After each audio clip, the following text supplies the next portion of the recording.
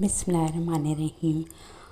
आपको मैं ये बताना चाहूँगी कि आपके नामा माल के तराजू में सबसे पहले वो ख़र्च रखा जाएगा जो आप अपने घर वालों पे ख़र्च करें। भले वो आपके अस्सलामु अलैकुम, भले वो आपके बहन भाई हों या आपके माँ बाप हों या आपके बीवी बच्चे हों। तो पहले आप अपने माल को हलाल करने के लिए अपने घर वालों पे जो है बेहतरीन ख़र्च करें, उनकी ज़रूरतों को सबसे पहले पूरा करें। तो जी आज मैंने सिंपल तरीके से मैंगो डिलाइट बनाया था।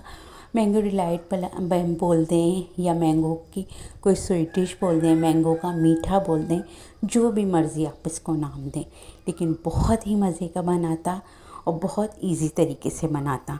सबसे पहले आपको जो है, अगर सादा सा कस्टर्ड आपका बना हुआ ना तो इसको बनाना बिल्कुल भी मुश्किल नहीं है। फटाफट आपका ये मीठा तैयार हो जाएगा और आप मज़े ले लेके ख़ुद भी खाएंगे और लोगों से भी तारीफ़ें वसूल करेंगे इस प्यारे से मीठे पे। तो जी सबसे पहले मैंने दूध रखा था। दूध मैंने 1 से 1.5 किलो लिया था और इसको जब ये बॉयल हो गया था, फिर मैंने इसे अपने जायके के मुताबिक इसमें आप चीनी डाल लें। मैंने 1 कप डाली थी चीनी और ये इसमें जब चीनी डल जाए इसको मिला लें। इसको इतना मिलाइएगा, ये देखें अभी चीनी नहीं मेल्ट हुई है ना, तो इसको मैं मुस्तकिल मिलाती रही थी, चलाती रही थी। जब ये अच्छी तरह से मेल्ट हो गई थी, ये देखें मेल्ट हो गई है।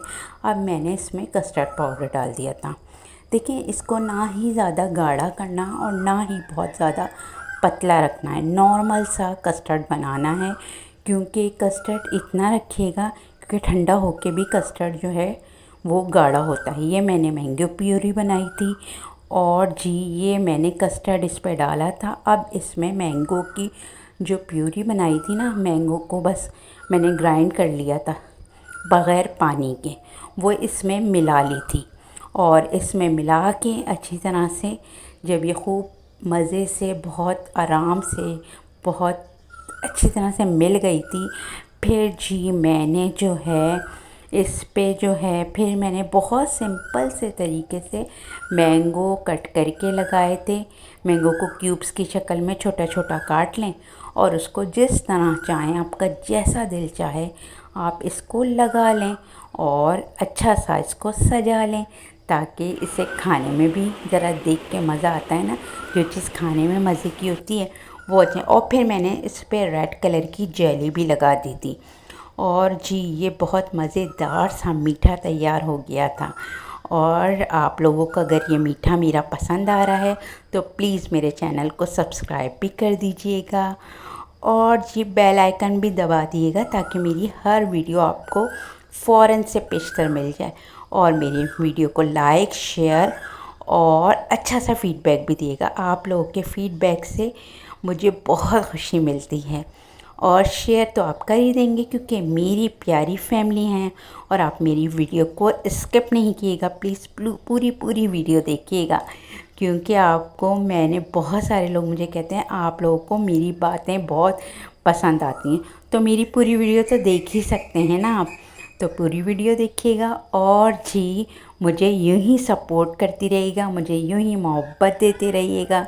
आप लोगों की मोहब्बत की मैं बहुत ज़्यादा मशकूर हूँ, क्योंकि आप लोगों की मोहब्बत से मुझे हौसला अफजाई होती है मेरी, और मुझ में हिम्मत आती है कि मैं अच्छी अच्छी वीडियोस आप लोगों के लिए लेके आ सकूं और आप लोगों को मज़े से जो है अच्छी अच्छी चीज़ें दे सकूं।